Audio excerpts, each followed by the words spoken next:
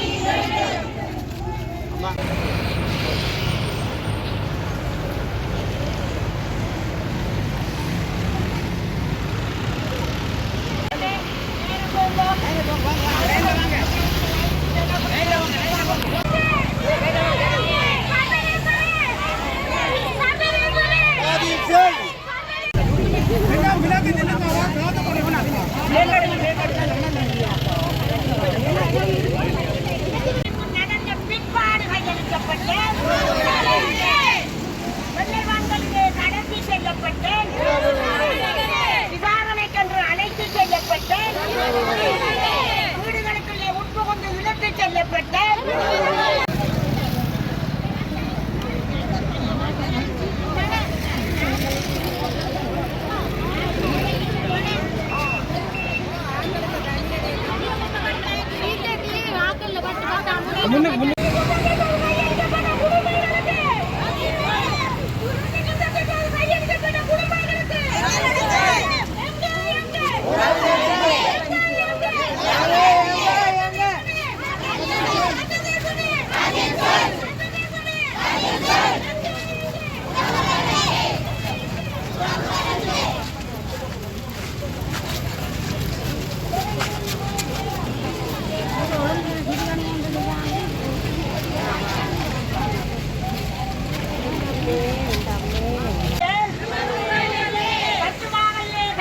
புறப்பட்டேன்.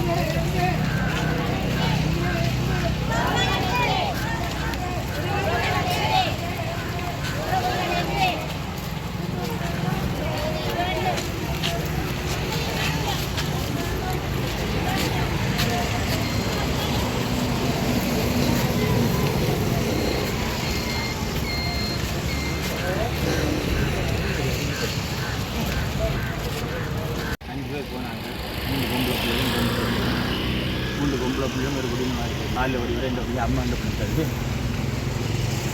Interview கொண்டு போனார்.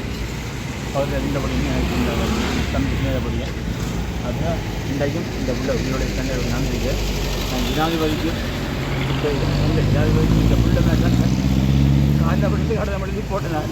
நான் அவரை அனுப்பிடுறேன் நம்பிக்கை மற்றும் பார்லிமெண்ட்லையும் போட்டேன்.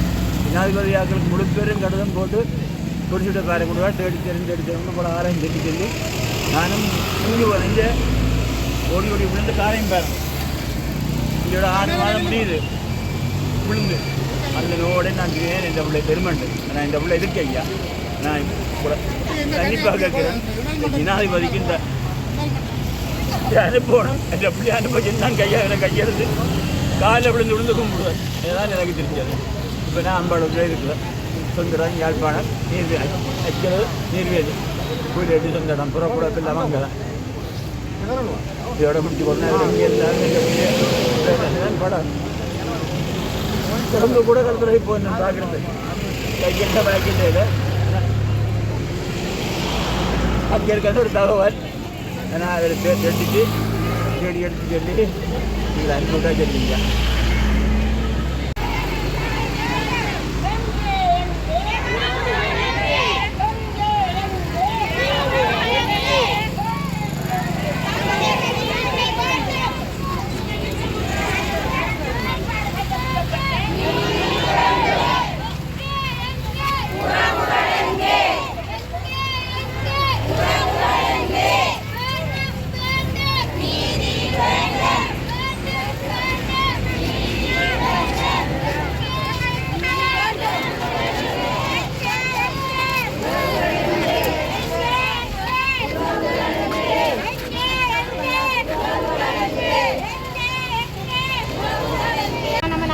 உறவுகளின் சங்க தலைவியும் வடக்கு கிழக்கு வழங்க காணாமலாக்கப்பட்ட உறவுகளின் சங்க செயலாளருமான தம்பிராச செல்வராணி இன்று கிளிநொச்சி மாவட்டத்தில் 8 வருட போராட்டங்கள் முடிவுற்று 9வது ஆண்டை இன்று எட்டி நிற்கின்றது.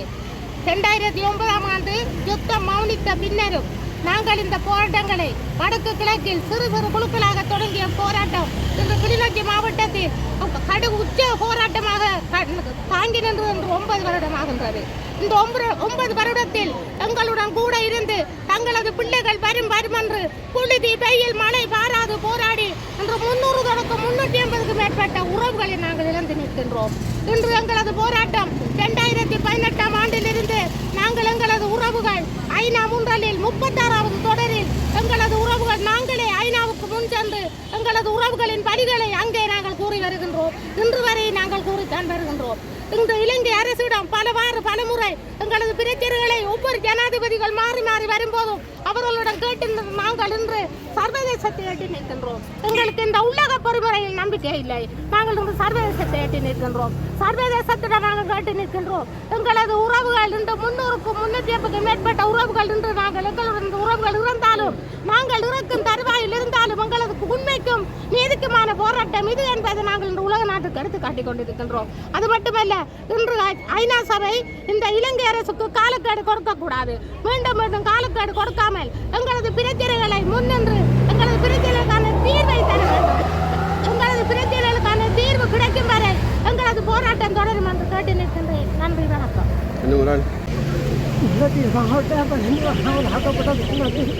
உபதலைவர் 2 பிள்ளைகள் காணாமலாக்கப்பட்டு தொலைத்து வீதியாக தேடிக்கொண்டிருக்கின்றோம். இலங்கையிலே தேடினோம், இலங்கை ஜனாதிபதியிடம் தேடினோம், நமது உறவுகளை சர்வதேசத்திடம் தேடினோம், சர்வதேச நிறுவனங்களிடம் தேடினோம். எதற்கும் பதில் கிடைக்கவில்லை. 8 ஆண்டுகளாக இந்த கிளிநொச்சி மாவட்டத்திலே 100க்கும் மேற்பட்ட எங்களோடு இணைந்து போராடுகளை இழந்திருக்கின்றோம். இந்த நிலையிலே நாங்கள் 2 விடயங்களை மட்டும் கோர விரும்புகின்றோம். சிங்கள மக்கள், இலங்கையிலே வாழ்கின்ற பெரும்பான்மை சிங்கள மக்கள் ஒரு மாற்றத்தை வேண்டி ஒரு புதிய கொள்கையுடைய சிந்தனையுடைய ஒரு அரசாங்கத்தை எழுதியிருக்கின்றார்கள். அவர் அந்த சிங்கள மக்களிடம் நாங்கள் பணிந்து கேட்கின்றோம். எங்களுடைய பிள்ளைகள் உங்களுடைய இராணுவத்தினால், உங்களுடைய அரசு யந்திரங்களினால் வலிந்து காணாமலாக்கப்பட்டிருக்கின்றார்கள். நாங்கள் துளைத்து விடவில்லை, நீங்கள் எங்களுடைய பிள்ளைகளை துளைத்திருக்கின்றீர்கள். எனவே தயவு செய்து சிந்தியுங்கள். இந்த மாற்றத்தை விரும்பி, ஒரு கருத்து மாற்றத்தை, ஒரு தத்துவ மாற்றத்தை விரும்பிய நீங்கள் எங்களையும் பாருங்கள், கண்டிருந்து பாருங்கள். நாங்கள் வீதியாக எங்களுடைய பிள்ளைகளை நீங்கள் துளைத்தற்காக தேடிக்கொண்டிருக்கின்றோம். எனவே தயவு செய்து எங்களுடைய உண்மையான நியாயமான கோரிக்கைகளை நீங்கள் நிச்சயமாக பார்க்க வேண்டும் என்று கேட்பதோடு, இந்த அரசாங்கத்தை நாங்கள் கிளீன் ஸ்ரீலங்கா என்று அரச நிறுவனங்களையும் வீதிகளையும் பரவுவதை விட்டு எங்களுடைய இலங்கையிலே வாழ்கின்ற வடக்கு கிழக்கை பூர்வீகமாக கொண்ட தமிழ் மக்களுடைய பிரச்சனையை நீங்கள் தீர்க்கிறதன் ஊடாக, எங்களுடைய காணாமல் போன ஒருவர்களுக்கான நீதியை தேடுவதன் ஊடாக, அந்த நீதியிலே உண்மையிலே என்ன நடந்தது என்று கண்டறியப்பட வேண்டும். கண்டறியப்பட்டவன் அதற்கான நீதி வழங்கப்பட வேண்டும். அதன்பின் நிச்சயமாக எதிர்காலத்திலே இது இப்படி நடக்க முடியாத அளவுக்கு ஒரு ஏற்றுக்கொள்ளக்கூடிய தீர்வை நீங்கள் முன்வைக்க வேண்டும். அந்த தீர்வு மீண்டும் பெறாமல் இருப்பதற்கு உரிய நடவடிக்கை எடுக்க வேண்டும். அப்படியாயும் நீங்கள் எங்களுடன் காய்க்க வேண்டும், எங்களோடு பேச வேண்டும், எங்களுடைய துன்பங்களை புரிந்து கொள்ள வேண்டும். எங்களுடைய உறவுகளையும் எங்களுடைய பிள்ளைகளையும் கண்டுபிடிப்பதற்கு சர்வதேசம் நிச்சயமாக எங்களை உதவி புரிய வேண்டும். அதே நேரத்தில் புதிதாக தத்துவார்த்த ரீதியாக மாற்றம் பெற்றிருக்கிற அரசு தலைவரிடம் நாங்கள் வேண்டுகின்றோம். எங்களுடைய பிரச்சனைகளை நிச்சயமாக உங்கள் அளவிலே ஆராய்வதற்கு மதிக்கிட வேண்டும் என்று கூறிக்கொண்டு நான் வவுனியா மாவட்ட வலிந்து காணாமலாக்கப்பட்ட உறவுகளின் சங்கத்தின் தலைவி. இன்றைய தினம் இந்த கிளிநொச்சி மாவட்டத்திலே தொடர்ச்சியான கவன ஈர்ப்பு போராட்டத்தை ஆரம்பித்த நாளிலிருந்து இன்று 9வது வருடத்தை வந்திருக்கின்றது. எனவே அந்த நாளிலே நாங்கள் நினைவு கூறும் நாளாக இல்லை, எமது உறவுகளுக்கு 8 வருடங்களாக நாங்கள் இந்த வீதியில் வெயில் மழை பாராமல் எவ்வளவோ துயரத்தின் மத்தியிலும் எவ்வளவோ அச்சுறுத்தல் அடக்குமுறைகளுக்கு மத்தியிலும் நாம் போராடி வருகின்றோம். ஆனால் எந்தவித நீதியும் கிடைக்காமல் ஆட்சிகள் மாறுகின்றன, அரசாங்கங்கள் மாறுகின்றன. அவர்கள் எந்த விதமான இந்த தமிழ் மக்களுக்கான நீதியை பெற்றுக் கொடுக்க வேண்டும். இந்த உறவுகள் உண்மையாகவே உயிர்களைத்தான் கொடுத்துவிட்டு கையில் ஒப்படைக்கப்பட்ட உறவுகளுக்கு என்ன நடந்தது என்று எந்த ஒரு அரசாங்கமும் பதில் சொல்லாத போதுதான் நாம் சர்வதேசத்திடம் கேட்டிருந்தோம். ஆனால் இந்த சர்வதேசமும் இதுவரை காலமும் நாங்கள் பெண்களாக இந்த வீதியில தொடர்ச்சியாக போராடி கொண்டு இருக்கின்றோம் என்றால் எதற்கு போராடுகின்றோம்? உண்மையாகவே ஒரு கணவனை இழந்த பெண் எவ்வளவு வேதனைப்படுவாள், தனது பிள்ளையை வளர்க்க, தனது சமூகத்தில் ஒரு தலைநிமிர்ந்து நடக்க முடியாத அளவுக்கு அவள் இன்று சமூகத்தில் எத்தனையோ முகங்களுக்கு கொடுத்து கொண்டு வாழ்ந்து கொண்டிருக்கின்றார். அந்த ரீதியில இந்த பெண்கள் இந்த வீதியில போராடி கொண்டிருக்கின்றார்கள் என்று சொன்னால் இந்த சர்வதேசம் இந்த பெண்களுக்கு ஏன் ஒரு பெண்களாக வீதியில் நடக்கின்றார்கள் என்றால் அவர்கள் நீதிக்காகவும் உண்மைக்காகவும் போராடி கொண்டிருக்கின்றார்கள் என்று சொல்லிக் கொண்டிருப்பதில் எந்தவித அர்த்தமும் இல்லாமல் நாம் மடிவதற்கு முன்பு சாட்சியங்கள் 300க்கும் மேற்பட்டவர்கள் இறந்திருக்கின்றார்கள். நாங்கள் இன்றோ நாளையோ இறக்க முன்பு இனி வருகிற சமூகமும் கடத்தப்படாமல் இருப்பதற்கும் இந்த பாராளுமன்ற உறுப்பினர்களாக தமிழ் உறுப்பினர்களாக நேற்று பெய்த மழைக்கு இன்று முளைத்த காளான் போன்று சிறு பாராளுமன்ற உறுப்பினர்கள் கமடியாக இந்த காணாமலாக்கப்பட்ட உறவுகளுக்கு இழப்பீடு வழங்குவதற்கு இழப்பீடு நாங்கள் கேட்பதற்காக போராடவில்லை. நாம் இழப்பீடு கேட்பது என்றால் நாங்கள் போராட தேவையில்லை. நாங்கள் வேண்டிக் கொண்டு நமது வீட்டில் இருந்திருப்போம். நமது உறவுகளுக்கு என்ன நடந்தது என்று கேட்பதற்காகவே போராடுகின்றோம். நீங்கள் போயிருந்து பாராளுமன்றத்தில் அவர்களுக்கான இழப்பீடு கொடுத்தால் அவர்களுக்கான நீதி கிடைக்கும் என்று கதைக்காதீர்கள். இவர்களுக்கு உண்மையை கண்டறிவதற்காக நீங்கள் குரல் கொடுங்கள். நீங்கள் குரல் கொடுத்தால் மட்டும் பாராளுமன்றத்தில் இந்த சர்வதேசம் எடுத்துக்கொள்ளும் என்பதை நீங்கள் ஒவ்வொருவரும் புரிந்து கொள்ளுங்கள். இந்த பெண்களை பாருங்கள், இன்றையாவது நீங்கள் உணருங்கள் ஒவ்வொரு பாராளுமன்ற உறுப்பினர்களும். நன்றி. உறவுகளின் சங்கம் வடக்கு கிழக்கு மாகாணங்கள் வலிந்து காணாமல் ஆக்கப்பட்டவர்களை எம்மிடம் ஒப்படைங்கள் என கோரியும் அல்லாது அவர்கள் எங்கே என சிங்கள பேரினவாத அரசிடம் பலமுறை கேட்டும் அதற்கான தீர்வு கிடைக்கவில்லை. எனவே நாம் வலிந்து காணாமல் ஆக்கப்பட்டவர்களுக்கான நீதி கோரி 2017 பிப்ரவரி மாதம் 20ஆம் தேதி கிளிநொச்சி கந்தசாமி ஆலயம் முன்பாக ஆரம்பிக்கப்பட்ட தொடர் போராட்டமானது வடக்கு கிழக்கென விரிவுபடுத்தப்பட்டது.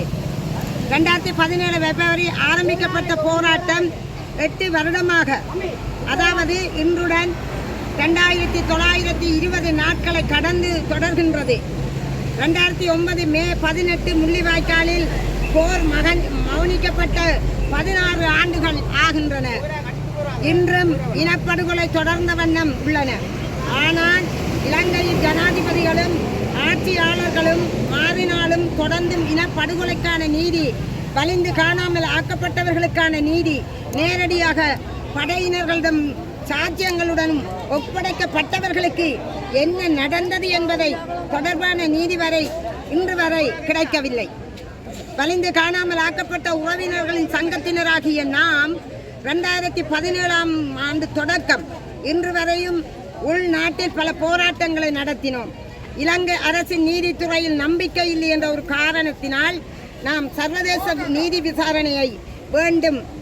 விசாரணையை வேண்டும் என பல தடவைகள் கோரிக்கைகளை முன்வைத்து போராடி வருகின்றோம். சர்வதேச நாடுகளின் ராஜதந்திரிகளுக்கு மகஜர்களையும் அனுப்பினோம். நேரடியாக ஜெனீவாவில் உள்ள ஐநா மனித உரிமை ஆணைக்குழுவிலும் சென்று ஆவணங்களை ஆதாரத்துடன் கையளித்தோம். ஆனால் இதுவரை எமக்கான நீதி கிடைக்கவில்லை. 2015 ஆட்சியில் இருந்த நல்லாட்சி காலம் என சொல்லப்படும் ஜனாதிபதி மைத்ரிபால சிறிசேனா, 2019 ஜனாதிபதி கோட்டபாய ராஜபக்ச, 2022 ஜனாதிபதி ரணில் விக்ரமசிங்கா வரையிலான சகல அரசாங்கங்களும் எம்மை ஏமாற்றியுள்ளனர். எமது மக்கள் தேசிய மக்கள் சக்தி மூலம் தற்போது புதிய ஜனாதிபதியாக கடந்த 2024ஆம் ஆண்டு செப்டம்பர் பதவியேற்ற அனுரகுமார திசாநாயக்கா 2024 நவம்பர் 159 நாடாளுமன்ற உறுப்பினர்களை பெற்று அறுதி பெரும்பான்மையுடன் ஆட்சி அமைத்து 3 மாதங்கள் கடந்த நிலையிலும் எந்தவொரு நல்லெண்ணத்தும் அவர்களின் செயலில் தென்படவில்லை. மாறாக புலனாய்வாளர்களை ஏவிவிட்டு வலிந்து காணாமல் ஆக்கப்பட்ட உறவுகளின் தாய்மாரை கண்காணிப்பதுடன் அவர்களை சுதந்திரமாக தமது வலிந்து காணாமல் ஆக்கப்பட்ட உறவுகளுக்கு நீதி கேட்டும் நடத்தும் கவனஈர்ப்பு போராட்டங்களில் கலந்து கொள்ள விடாமல் நீதிமன்ற தடை உத்தரவுகளை கொடுத்து ஜனநாயக வழி போராட்டத்தை அடக்கி ஒடுக்கி தடுக்கும் அடவாடி செயல்களை தொடர்ந்த வண்ணம் உள்ளன. ஆட்சி மாறினாலும் காட்சி மாறவில்லை. ஜனாதிபதியின் பெயர்கள் மாறியுள்ளன, செயல்கள் மாறவில்லை. வலிந்து காணாமல் ஆக்கப்பட்ட உறவுகளுடைய பெற்றோர்கள் இதுவரை 300க்கும் மேற்பட்ட தமது உறவுகளின் உண்மை நிலைமை அறியாது வேதனையுடன் உயிரிழந்த பரிதாபங்கள் வடக்கில் நடந்துள்ளன.